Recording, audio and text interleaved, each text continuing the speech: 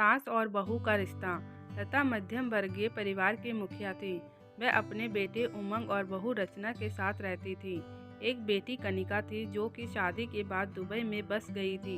लता के पति की मृत्यु बहुत पहले ही हो चुकी थी। उमंग और रचना की शादी को 4 साल हो गए थे, लेकिन अब तक उनकी कोई संतान नहीं थी। लता की बहू रचना भी जॉब करती थी, जो कि लता जी को बिल्कुल भी नहीं सुहाता था। वह जल्द से जल्द दादी बनना चाहती थी, लेकिन रचना और उमंग यह अच्छी तरह से जानते थे कि अभी रचना का जॉब करना कितना ज़रूरी था। लता अपने बेटे से इस बारे में बात करती तो उमंग किसी न किसी बहाने से बात को टाल देता था, इसलिए वह रचना को ही परेशान करने के बहाने ढूंढती रहती थी ताकि वह अपनी जॉब छोड़ दे। और अभी कोरोना काल में तो मानो उनके मन की मुराद ही पूरी हो गई थी। हालांकि वह दिल की बुरी नहीं थी, लेकिन पोते की चाह में वे न चाहते हुए भी ऐसा कर जाती थी। अपनी सहेलियों को दादी बनते देखकर उनका मन दुखी हो जाता था। उस दिन भी घर में ऐसा ही कुछ हुआ। ऑफिस में काम की वजह से रचना देर तक सोती रही और लता को अच्छा खासा मौका मिल गया। ये क्या बहू, अभी तक सो रही हो? पता है सुबह के 10 बज गए हैं। उमंग भी बेचारा कब से उठकर ऑफिस के काम पर लग गया है और तुम हो कि अभी तक सोई पड़ी हो। चलो अब उठकर सबके लिए चाय नाश्ता बना लो। मुझसे कुछ हो नहीं पाता है, वरना मैं तो तुम्हारे भरोसे कभी ना रहती, खुद ही सब कर लेती।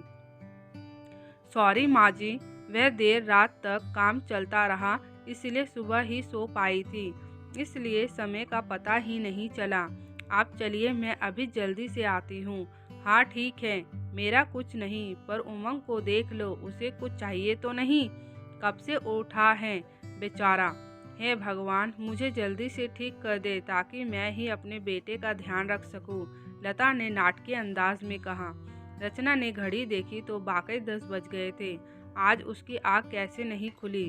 वह जल्दी जल्दी अपने काम निपटाकर हॉल में आई तो उमंग अपने लैपटॉप के साथ ऑफिस के काम कर रहा था। उसने किचन में जाकर चाय नाश्ता बनाया और फिर रात के बर्तन साफ किए और झाड़ू पोछा करके नहाने चली गई। दरअसल कोरोना वायरस की बढ़ती बीमारी की वजह से शहर में पूरी तरह लॉकडाउन लगा हुआ था, इसलिए काम वाली बाई भी नहीं आ रही थी। रचना खुद एक इंटरनेशनल कंपनी में काम करती थी। उसके ऑफिस का टाइम निश्चित नहीं होता था।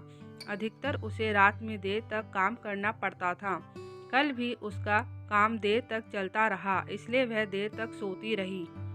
रचना नहाकर आई तो देखा कि उसकी सास अपने कमरे में अपनी सहेली से फ़ोन पर बात कर रही थी। बातचीत में अपना नाम सुनकर रचना सास की बात सुनने लगी। लता जी अपनी सहेली को कह रही थी, मैं तो घर में कोई काम नहीं करती, अपनी तबीयत खराब होने का बहाना करके उसी से सारा काम करवाती हूँ, चाहे कितनी भी थकी हो। तुम भी अपनी बहू को ज़्यादा सर पर मत बैठाओ। बहू को ज़्यादा उड़ने दोगी तो कल को अपनी नौकरी के चक्कर में वह तुम्हें ही घर की नौकरानी बनाकर छोड़ेगी। मैं तो भाई शुरू से ही रचना के नौकरी करने के खिलाफ थी। अब करे नौकरी शौक से, पर साथ साथ घर के काम भी करे। मैं तो तबीयत खराब होने का बहाना बनाकर बैठ जाती हूँ, नहीं तो सारे काम का बोझ मेरे सिर पर आ गिरता। मैं कोई मुफ्त की नौकरानी थोड़े ही हूँ। मैं तो कहती हूँ तुम भी यही किया करो। सास की बात सुनकर रचना को बहुत दुख हुआ और आंखों में आंसू आ गए।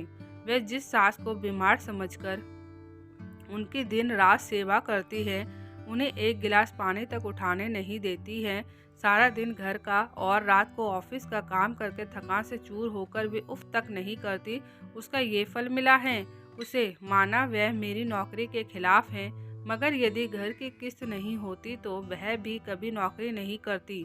उमंग का बोझ कम करने के लिए ही तो वह नौकरी कर रही थी। खैर, अभी के मुश्किल समय में वह सास से किसी भी बात पर बहस नहीं करना चाहती थी जिससे घर का माहौल खराब हो, इसलिए वह उनकी बात को नज़रअंदाज करके वहां से चली गई। लेकिन उसकी नज़रों में अपनी सास की इज्जत ज़रूर कम हो गई थी। दूसरे दिन सुबह सुबह लता जी की बेटी कनिका का दुबई से फ़ोन आ गया। कनिका की सास उसके पास दुबई आई हुई थी। आदत के अनुसार लता जी ने जैसे ही कनिका की सास की बुराई करनी चाही, वैसे ही कनिका ने उन्हें सख्त मना कर दिया। माँ, आप बिल्कुल भी माँ जी के बारे में अनाप शनाप नहीं बोलेंगी। पता है आपके चक्कर में आकर मैंने उनके साथ कितना बुरा व्यवहार किया था, लेकिन आज मुझे उनकी कीमत पता चल गई है। तुम तो उनके यहाँ पर आने के कितने खिलाफ थी, मगर आज अगर वे यहाँ नहीं होती तो न जाने हमारा क्या हाल होता। तुम्हें तो पता ही है कि मेरा नौकरी करना कितना ज़रूरी है। कोरोना ने यहाँ भी ऐसा कहर ढाया है कि घर से ही सब करना पड़ रहा है।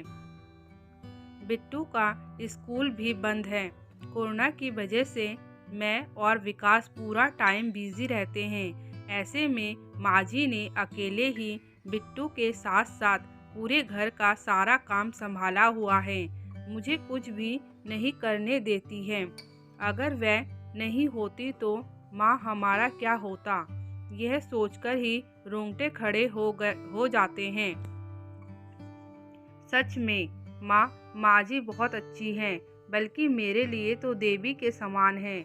आपके कहने पर माँ जी को कितना दुख पहुँचाया, उनके साथ कितना बुरा सलूक किया।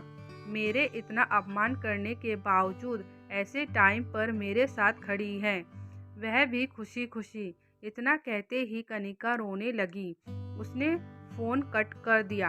कनिका की बात सुनकर लता जी की भी आंखें भर आई। उन्हें अपनी भूल का एहसास हो गया था। रचना उनका कितना ख्याल रखती हैं, उनकी कड़वी से कड़वी बात का भी बुरा नहीं मानती हैं, उल्टे जवाब भी नहीं देती हैं। वाकई अभी का समय तो एक दूसरे को हौसला देने का है, सारे गिले शिकवे भुलाकर एक दूसरे की मदद करने का है। तो फिर वह स्वार्थ में कैसे अंधी हो गई थी, इतना कैसे गिर गई थी कि ऐसे मुश्किल समय में अपने ही परिवार की सहायता नहीं कर सकती। उन्होंने उसी समय रचना को बुलाकर उसके सिर पर प्यार से हाथ फेरते हुए कहा, रचना, आज से घर के कामों की आधी जिम्मेदारी मेरी रहेगी।